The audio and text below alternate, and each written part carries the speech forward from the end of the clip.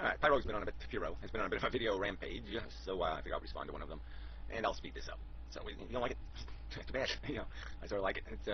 I think it expedites the whole thing. I think it's better. I think more people would appreciate me saving time than the people who find it irritating. And it's a little too much trouble to do the video twice. I mean, upload it twice and all that crap. So maybe I'll come up with another solution, but for a little while we're going to do this. So I rewatched just a little bit of this video, and one thing I noticed is I'm saying the videos you're watching are a waste of time. If you think what you had to say is a waste of time, then watching that generated the energy you needed to make the video you wanted to make. So that 10 minutes. Oh, whatever. I mean, look, there's a certain. Sorry, I'm doing some experimenting. Took the case off the battery and all that, so I want to electrify. But anyway, look, I mean, there's a certain, there's a point where there's no conversation anymore, where we're just being circular and we're more of the same crap, and that's how it is with me and gratex. There's no point. I mean, we have nothing to communicate about. We premise our existence entirely differently. And so we might agree on some social policies inadvertently, just sort of how me and you agree on some social policies inadvertently. But I would argue that without the fundamental principles, it crashes. That agreement will crash into the wall of the truth, or whatever you want to call it, the wall of necessity eventually, where we will disagree critically and vitally. And that's where it all blows up. And so if we don't argue that disagreement, we're accomplishing nothing. So that's what I mean by a waste of time. This bullshit about the outside is bullshit. We have to get to the core of this. And until we resolve that core issue, this really, the conversation is a little bit pointless. So you have to do your tendency like or something. Whatever, that's what this is. This concept, again, that the DNA, in this video, Gary, you say, you paraphrase gratex as saying we should just sit around in a lawn chair and let the DNA run things, not use our brain. Let the DNA. Yeah, well, I don't paraphrase him. I played his whole damn video and I made the premise argument. That's kind of lame. In the comments, gratex claims I strawmanned him. I mean, it's just bullshit. I play your whole fucking goddamn video. The straw man is not there. You're advocating in defense of the DNA, and so is Pyrrho. That somehow nature understands what's going on. The universe has a destiny, and we have no role to play. Intelligence has no role to play, and it's just bullshit. This is a role, okay? Whether you want to call this natural or not doesn't matter. You want to call what I'm doing right now natural? I don't care. You want to call it part of the universe's agenda? Fine, I don't care. The point I'm making is that logic starts dictating what the agenda is going to be. And what I'm saying is logic is all pointing to one conclusion, and that is that the agenda of the universe is stupid. That the agenda of the universe is moronic. That the universe has no brain. It doesn't know what the fuck it's doing. And if we don't manage it, there'll be no intelligent management. That's just the fucking goddamn truth. But again, from my point of view, the DNA built the brain. Let's understand, though, the brain does two different things here. The brain is a sentient want creature and an intelligent creature. There's two things here. We can't deny that. I claim there's three. There's a reptile, there's an ape, and there's a fucking intelligence on top of it all. Okay, meaning there are biological necessities motivating us. There are conditioned necessities, that would be the ape, emotions, and then there is this capacity to do this abstract, intellectual, pure, objective thinking, where we are not allowing the ape or the lizard to pollute the conclusions. That's my argument. We should only be, in philosophical discussion, we should have knowledge of feelings. Okay, we have learned what they are. We've experienced them. We should communicate that experience with feelings. But we should not be allowing our feelings to have any authority in describing or telling us anything whatsoever. Our feelings are irrelevant to a value equation. They are bullshit. They are monkey crap and reptile crap. They are not fucking intelligence.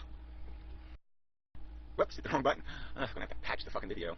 So, if we want to let the DNA run things, then we have to use our brain. We would have to assume we were given it to use. Given it to use. I mean, this kind of rhetoric's not going to get us anywhere. Let's define the DNA as having a built-in structure. We can call that an agenda. Okay, it's structured to do something. What it's structured to do in this material universe is reproduce itself, create copies of the form that possesses the blueprint. Okay, so the blueprint changes in the sense that the DNA molecule is changed, and that change is manifested into the organism that possesses that DNA signature. That's what it's doing. It's a reproducing device. That's its agenda. Okay, it has no intent, as we would use the word. But the point is the mechanics of it create this phenomenon of reproduction. And when let loose in a system where it's not confined by anything but physical laws, this is what it does. It evolves. It competes with itself and evolves. It eats itself and evolves. And used to survive, not to destroy necessarily unless you needed it to survive. To survive. Again, so okay, right, this is a key word for you. And to me, it's a word that means absolutely nothing, okay? Survival without rational qualification is nothing. Survival in and of itself, for no other purpose but to survive, it is not logical. It is not rational. It is meaningless. So we must find a meaning for this survival. We must deduce some purpose that it accomplishes, something, some end, some good that is done through this survival. Now, you're a glass is half full kind of guy, so you're assuming there's a purpose and a good because you're saying, I got an orgasm, so therefore it's worth doing. You have a rationalization that you're applying a value and saying this is why it's worth it doing it because it made me, and I contemplated something and it made my nipples twitch and it made me all joy, happy, happy, happy. I smelled a little flower and it gave me a little jolly, and therefore it is good. My argument is that's just a consequence of a contrived addiction that exists inside of your monkey psychology. All right, that's the DNA's agenda. It's not a rational agenda. It hasn't been rationally qualified by the DNA. It's just what addicts do. Addicts chase the thing they want. You've basically justified your want by saying my opinion is now qualified by my want. I want it, therefore it must be worth having because I want it. So this is a self-fulfilling prophecy or something. You're defending the value by relying on a contrived a thing that exists from an irrational source. There's no rational element inside the equation that allows you to say there's value here. Sorry, that was longer than I intended, but it's a complex idea. To use the brain to survive. Now, the brain has a lot of problems and it might self-destruct, but I don't see that if we survive. For example, I don't think we can survive as a species if we keep wasting all this energy on war. Right? Because either we beat ourselves down to where we're all spread out, there's only a few of us left, start over. Or we have a society with a lot of people and there's just no way we can, war is either we're going to destroy ourselves or we're just weakening ourselves against the environment.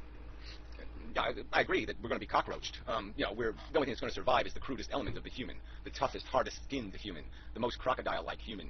But yes, the delicate, genteel culture and civilization will die. It won't survive the future.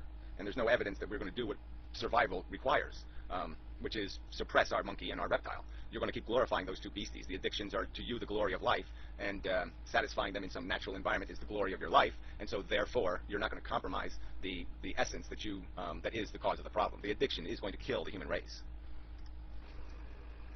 So, even now, imagine if we were using all the militaries of the world, all of the forces of those militaries.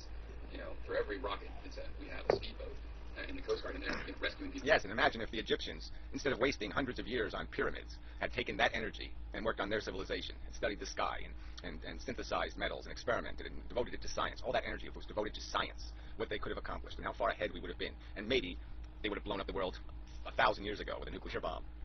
Well, from acts of nature. It would be overkill. We wouldn't even need that much for that. So I just don't see war as long-term sustainable. So if the brain is going to survive, it's going to have to figure out how to get past war, right? And then we'd be letting the DNA run things. The DNA gave us the brain so we can figure out how to survive. No, the DNA didn't give us any race, okay? Human race DNA. There's no human race DNA. So there's no DNA that wants the human race to survive. There's DNA in individual humans. Unfortunately, each individual human's DNA is out for itself. That DNA signature is trying to get into the future. Not the human race signature, that family, that clan of DNA. And that's as far as the DNA reaches. It doesn't go any further than that, all right? There is no more than a reptile and an ape in the DNA. Okay, culture is separate from the DNA, and intelligence is separate from the DNA. That's sourced from the external world. It doesn't touch the DNA's knowledge base. It doesn't influence the DNA's structure. The alphabet is not written in your DNA. It's written in books. That's a huge distinction. And so as long as we are the ape and the reptile, we will be clan animals, and that clan mentality will destroy civilization. Fine.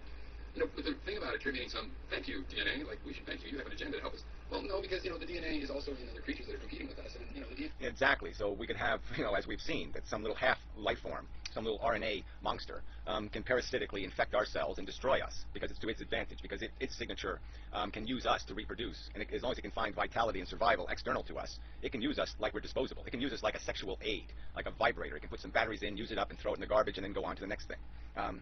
That is a possible scenario. So as long as the right AIDS virus comes along, a virus more durable than the AIDS virus, one that can survive outside of a human cell, that kind of machine could kill us off very, very quickly. Man has this sort of behavior where it's like, here, have a brain, see if it helps you survive. Oh, it did it? Well, that's interesting. Or, actually, I'm not even going to remember it. We'll just try something else. Maybe we'll even try brains again. Yeah, but what evolution does is it ends up finding the durable over time. Okay, we're a transition species. Crocodile, dragonfly, these are the things. When nature finds something that works, it's perfect. Great white shark, it just sticks with it. Okay, that thing stays in the environment. It becomes a dominant player in the environment. It's durable. The dinosaurs were pretty durable until some catastrophe wiped them out, but they were a durable thing. If it wasn't for some catastrophe of huge magnitude, yeah, they would have been here. They'd be here still. That was and that's what nature creates over the long term. It creates the hard cases, the crude, simple design. I've got billions of years to do this. So, this is what I mean about it. There's not a competition. It's like we are not using our brains well. This is the point of making my definition of an enlightenment process. Even though we can't know what's really enlightening as all the detailed facts, we can make these generalizations, I think, that it's taking things into account on larger and larger scales and feeling these connections. Okay. Well, feeling connections right there, in my opinion, that's a very unenlightened perspective. The minute you start applying, again, knowledge of feelings, we should know what a feeling is. We should know that it has a positive or a negative character, and that we want to try to maximize the positive and minimize the negative. But we can't allow feelings to describe reality, to tell us what something is, whether it's valuable or not valuable. We don't use feelings to do that. We have to use our intelligence to do that. So in my opinion, you're breaking the road to enlightenment. The road to enlightenment, the truth, requires us to accept that nature is not the source of knowledge and wisdom. It's the source of crude, dumb forces. And this is because that's what we have to use our brain to do. To survive, we're going to have to become more enlightened. And the DNA has given us the brain that figured this out. And even though we've had thousands of years of slavery, it's given us the brain so that we still have a word for slavery, and we're still trying to get rid of it. And a lot of us. Yeah, and just think about it. Thousands of years of human beings suffering, and these human beings somehow couldn't figure out that wasting and squandering that suffering was monumentally foolish. And the most sophisticated and elegant and book-read of the humans would sit there with their servants, feeding them and taking care of them. They would use them up. They would kill them in their industry. And they were too stupid to appreciate that simple fact. And my argument, I guess, is that even with all our enlightenment, our intelligence, we can't see the obvious. We can't accept the obvious. We can't deal with the obvious. And the obvious is this is an equation that presents really difficult circumstances. It can't be done simply. It can't be done some natural way. There's just too much waste built into us. I think we have. I mean, we mostly all want to get past it, or as I said, think we have. And I feel thankful. Thank you, DNA. I could imagine that I might be a kind of animal that after a few thousand years of slavery would just think, oh, I'm a slave animal. That's what I do. And we're not that way. And that's good. I don't even know what that means. We're not that